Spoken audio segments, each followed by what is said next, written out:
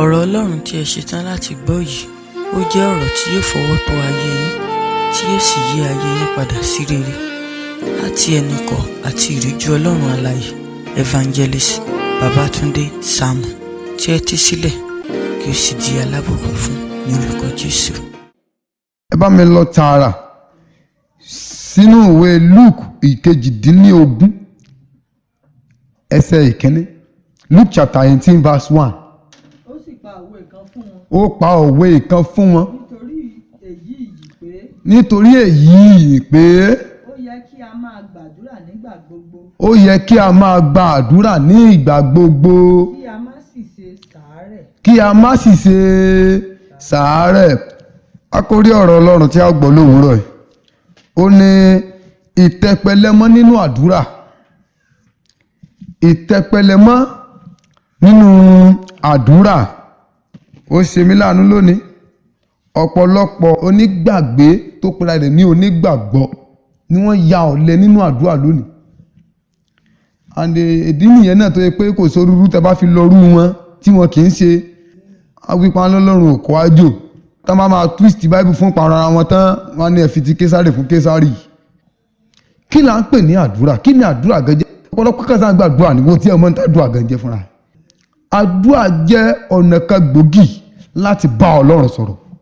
Ojú adékọrin kan ó ní èmi ò gbàdúrà, n ó gbàdúrà, n ó gbàdúrà ní tèmi òṣì òye mẹ́. That is, it is only prayer that can bring a sudden change into our life. Tá bá wo Jábésì as a case study, Bíbélì pè ní ọmọ ìbànújẹ́ abẹ́ẹ̀kọ́, ṣùgbọ́n àwọn ará rẹ̀, àwọn ẹ̀gbọ́n, àwọn àbúrò rẹ̀ á rí pé ẹnu wọn kú tí wọn ò máa dúà gbà. Ṣùgbọ́n nígbà tí Jábésì lè ké, Bíbélì wípé a sì gbọ́ àdúrà rẹ̀ abẹ́ẹ̀kọ́, a sì yí ìgbà rẹ̀ padà. Mo fẹ́ sọ nǹkan kan fún wa. Ǹjẹ́ pé ọ̀rọ̀ Jábésì nìkan la fi mọ̀ nípa ìdílé ẹ̀, and ipa ìdílé ẹ̀ tí mo dẹ̀ ń sọ̀rọ̀ nípa ẹ̀, Bíbélì ò dárúkọ ẹnikẹ́ni nínú ìdílé ẹ̀ ju ònìkan lọ, torí pé ònìkan ló gbàdúrà láyé ẹ̀dẹ̀ yí padà. Nígbà tí wọ́n sọ̀rọ̀ nípa àdúrà, ara nínú Olúwa, àdúrà jẹ́ nǹkan tó dára fún onígbàgbọ́ láti ní. Àwọn kan wò ó sùnsùn, wọ́n wá ní pé àdúrà ni ọ̀pá Kìrìsìtẹ́nì.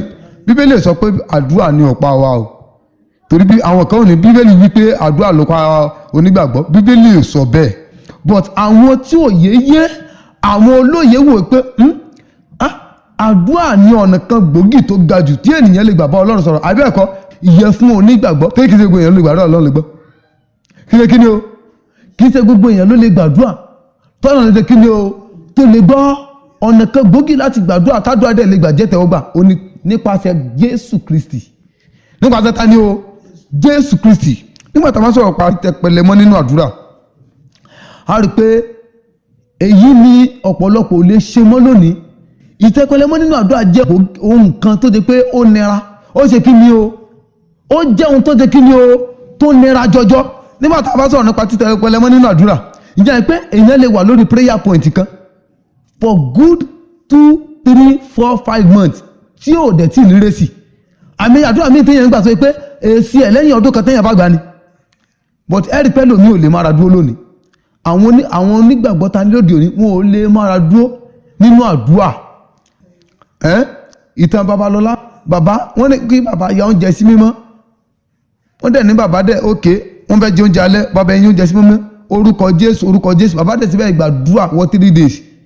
Ìgbà tó yá ń gbà tó yẹ pé àwọn yẹ́rí pé àdúrà bàbá ti ń fàágùn, wọ́n ya gbóúnjẹ kó wájú bàbá, àwọn yá jẹun lọ́n ti hàn. For 3 days ni bàbá yìí sì fi gbà, wọ́n ní kó yẹ oúnjẹ sí mọ́ ni o. Mínísítà mélòó ló lè gbàdúrà bàbá yìí gbàdúrà mọ́ lónìí?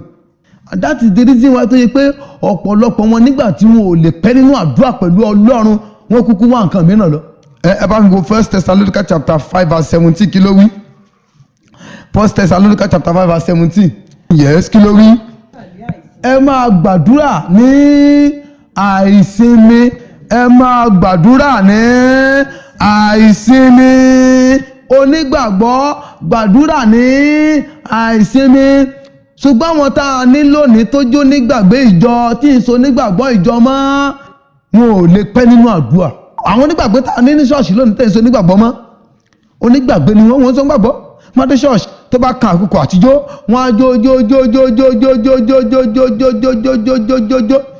bí ẹni máa ṣe rẹ̀ léṣe. Ṣùgbọ́n tó bá kẹ́ pé tó ká gbàdúrà ó ti ẹ̀tọ́ àdúrà tábàlẹ̀ ń lìdí àdúrà ìjọba Ọlọ́run àwọn èèyàn rẹ̀ nù gbà ẹni wọ́n máa ń wúwo. Ṣùgbọ́n ẹni ká gbàdúrà pé kọ́ta àwọn ọmọdọ̀la, yes, you see them praying as if tomorrow will never come. Wọ́n mọ̀ gbàdúrà bá pé ọ̀la ò ní dé mọ́. Mi ní pé àwọn kan wọ̀nyí ò da, àwọn kan wọ̀nyí náà inú àdúrà náà láti lè rí gbà lọ́wọ́ Ọlọ́run, but àdúrà tá ń gbà lónìí kò ń ṣe àdúrà tí Ọlọ́run fẹ́ mọ́. Let's go to the book of James chapter 4 verse 1. Ẹ̀bẹ̀ láti verse 1. Níbo ni ogun ti wá? Níbo logun ti wá? Níbo ni ìjà Níbo ni ìjà ti sì ti wá? wá láàrin yín? Láti inú èyí ha kọ́. Láti inú èyí akọ́. Láti inú ìfẹ́kùfẹ́ ara yín. Láti inú ìfẹ́kùfẹ́ ara yín. Tí ń jagun nínú àwọn ẹ̀yà ara yín. Yes. Ẹ̀yin ń fẹ́. Yes. Ẹ kò sì ní. Now, ẹ̀yin fẹ́. I want us to read that place with carefulness. Ẹ̀yin fẹ́. Ẹ kò ní. Yes. Ẹ̀yin ń pa. Ẹ̀yin pa.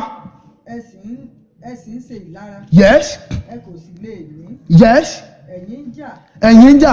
Ẹ̀yin sì ń jagun. Ẹ̀yin sì ń jagun. Ẹ kò ní. Ẹ kò ní. Nítorí tí ẹ̀yin kò béèrè. Nítorí pé ẹ̀yin kò béèrè.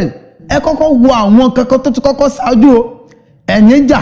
Ẹ̀yin ṣe èyí. Ẹ̀yin ṣe tọ̀hún. Ṣùgbọ́n ẹ kò ní. Torí pé ẹ̀yin kò béèrè. Sáà tó pé wọn ò béèrè ni. Wọ́n béèrè but wọn ò béèrè tí ó yẹ kán béèrè. Nígbà tí yóò bá béèrè tó yẹ kó béèrè bí ìgbà pé kò béèrè náà lórí iwájú Ọlọ́run. Ẹ̀yin ń béèrè. Ẹ̀yin béèrè. Ẹ kò sì rí gbà. Ẹ̀yin kò sì rí gbà. Nítorí tí ẹ̀yin sì. Nítorí tí ẹ̀yin sì béèrè. Ẹ̀yin kí ó lè lò fún ìfẹ́kùfẹ́ ara. Kẹ́yìn kó lè lo ìfẹ́kùfẹ́ ara yín. Can you see where the problem is now? Ẹ wo àdúrà táwọn èèyàn ń gbà church lónìí. Mi ní kéèyàn mọ́ gbàdúrà láti borí ogun.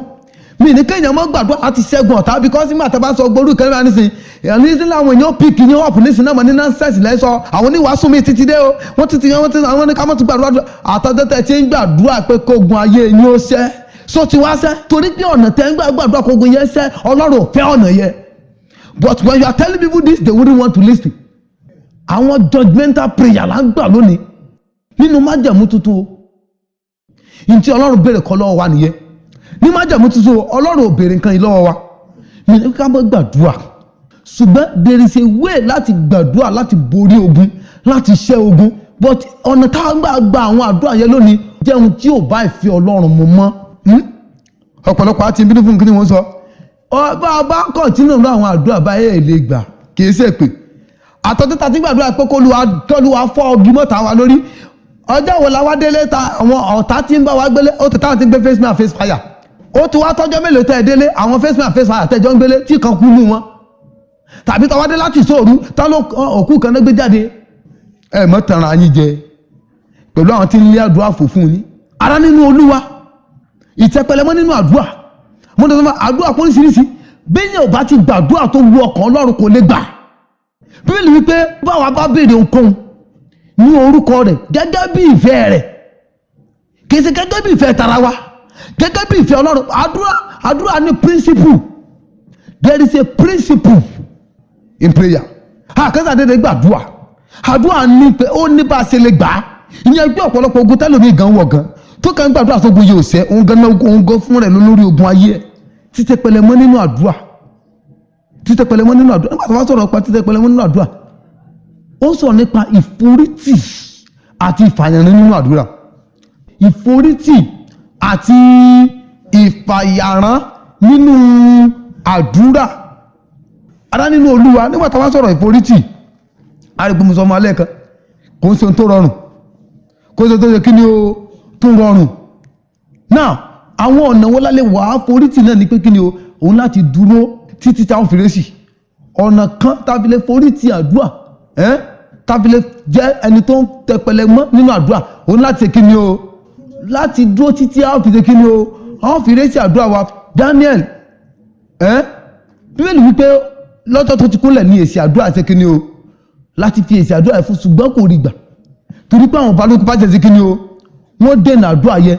But despite part of that kí ló ṣe o òun sì gbàdúrà lọ consistently for 21 days láì ṣe kí ni o láì ṣú.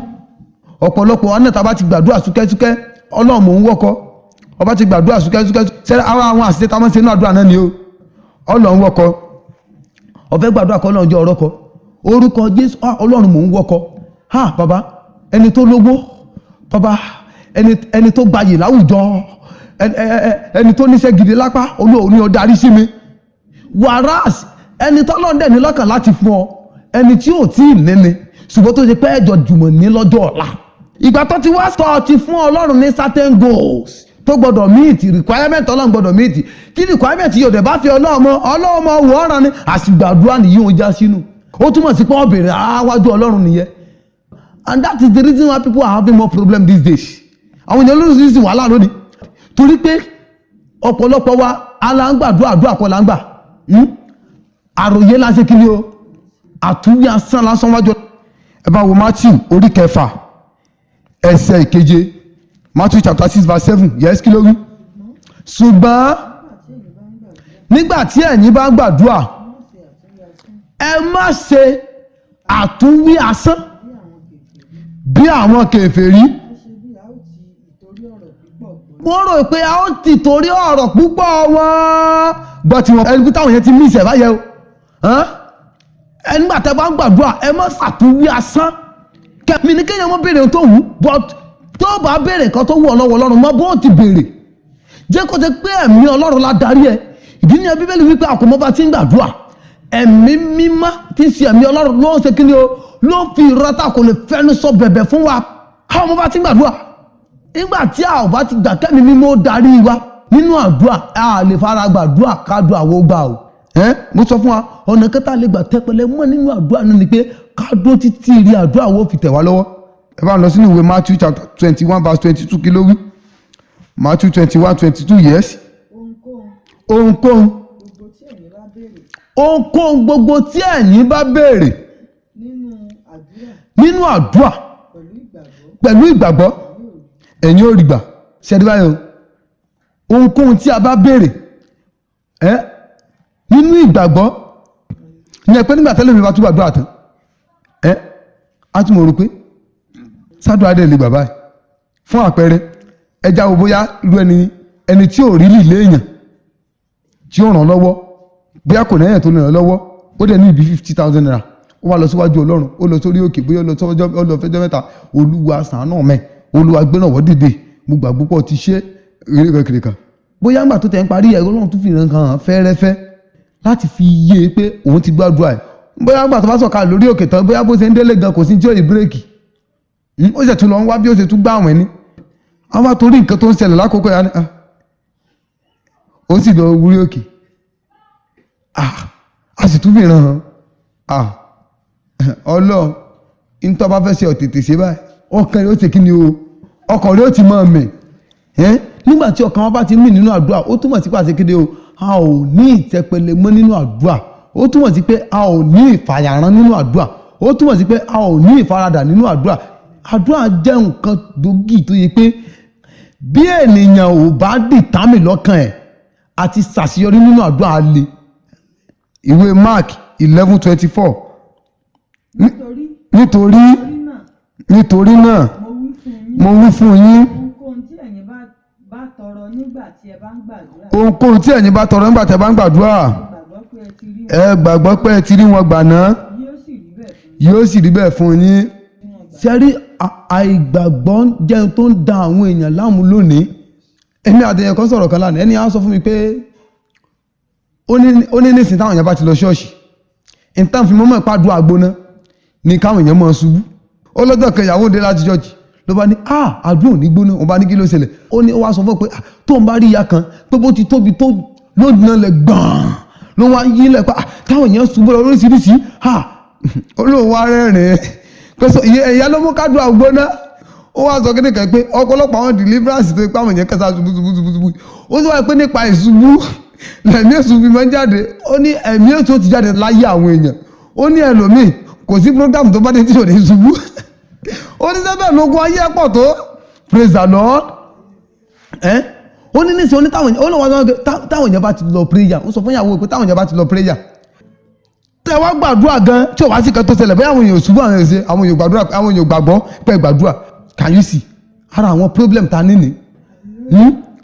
nígbà tí èèyàn bá gbàdúrà wípé àdúrà jẹ́ ìtẹ́wọ́gbà kò túmọ̀ sí pé àrùn sàn ẹ wo Daniel náà gbàtàdúrà ẹgbà sára sàn ni sílẹ̀ lómi títí gbàtàdúrà ẹgbà tán but ẹlòmíì sọ òkúndùn kó dé pé nígbà tó ń bá gbàdúrà ó di dandan kó ń ríran tàbí kó ń rí nǹkan kan tí ó fi nígbàgbọ́ pàdúrà gbà no bíbélì wípé ipa ọ̀nà ọlọ́run lẹ́nikẹ́ni ò ṣe kí ni o ní ò lè mọ̀ ó lè gbàdúrà kọ́kọ́ lọ́run fi hàn ọ́ nípa àdúrà yẹ ó dẹ̀ lè gbà mí kó gbà but kọ́ lọ́run mọ́ fi kankan hàn ọ́ kókó tẹ pé èsì lọ́kàn déédéé rí nígbà tó rò tẹ́lẹ̀ bọ́lọ́run ṣe ń ṣiṣẹ́ ara ọ̀tọ̀ ni bó dẹ̀ sì wọ́n lè kí ni o ló ń ṣe àánú olúwa ó ṣe pàtàkì gidi gan fún wa láti ní ìforítì láyé òde òní pàápàá jùlọ ní ìkẹyìn ayé tá a wà yìí ní ìkẹyìn tó ti kí ni o ní ìkẹyìn ayé tá a wà yìí àwọn èèyàn ní sábà ti gbàdúrà díẹ̀ tán rí èsì ohun tó ń pẹ́ báyìí kíá wọ́n ti pọ̀nà wọn dà kódà kò tí ń tẹ́ bá fi lò wọ́n ṣe kí ni o mo gbọ́ nìyẹn ọjọ́ kan láṣẹ Bible study ní arábìnrin kan wá sọ pé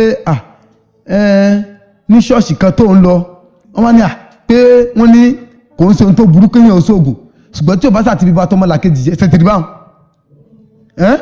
onígbàgbọ́ pẹ̀lú iṣẹ́ búburú pẹ̀lú iṣẹ́ òkùnkùn kí ló fi ń ṣe dẹ̀dí pé àwọn tó ń warú wàásù burúkú bẹ́ẹ̀ mọ̀ pé ní òkùnkùn ni wọ́n ń sin tọ́lọ́run èèyàn lè jẹ́ tipa ìmọ́lẹ̀ kó máa sọ kó máa fi ẹ̀kọ́ ọ̀rọ̀ Ọlọ́run kọ́ yẹn pé wípé téèyàn bá sóògùn kò burú kí ló fi ń ṣe ṣùgbọ́n gẹ́gẹ́ bí ọmọ Ọlọ́run àfi ká ní ìfàyàrán nínú àdúrà àfi ká dúró tiri nínú àdúrà ká lè bá a ṣe àṣeyọrí nínú gbogbo tá a bá béèrè lọ́wọ́ Ọlọ́run ẹ bá mi wo Romans chapter 12 verse 12 yes kí ló wí.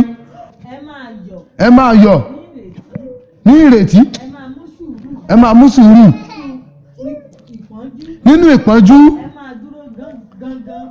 yes ẹ máa dúró gangan nínú àdúrà ó tó ẹ máa jàraburabu nínú àdúrà ẹ máa dúró nínú ìrètí gbogbo nínú àdúrà so gẹ́gẹ́ bí ọmọ Ọlọ́run ohun tó ṣe pàtàkì jùlọ fún wa òun láti kí ni o láti ní ìfaradà nínú àdúrà nígbà tá a bá ń béèrè kan lọ́wọ́ Ọlọ́run táwọn ọ̀dẹ̀ tí ìrèsì ẹ má jà sọ ìrètí nù ẹ má jà sọ ìrètí nù nínú àdúrà ẹ má jà sọ ìrètí nù ẹ já tẹ̀síwájú bíbélì ní pé káwọn akó béèrè títí tí ayọ̀ wa ó fi ṣe kí ni o tí yóò fi kún ẹ jẹ́ ká béèrè títí tí ayọ̀ ó fi ṣe kí ni o tí ó fi kún ẹ já padà lọ sínú ìwé Luke yẹn Luke chapter 18 yẹn ẹ bẹ̀rẹ̀ bá béèrè láti verse 2 to 7 yes.